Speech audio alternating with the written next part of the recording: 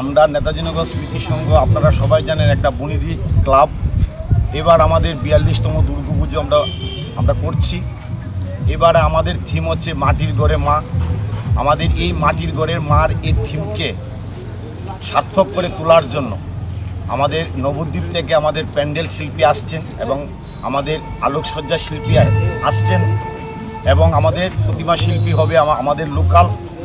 আমাদের এই নেতাজি স্মৃতি সংঘের পক্ষ থেকে সকল দর্শনার্থীদের জানাই আগাম শুভেচ্ছা জানাচ্ছি। আপনারা আসবেন এবং এই নেতাজি নগর স্মৃতি সংঘের দুর্গাপুজোকে আপনারা উপভোগ করবেন।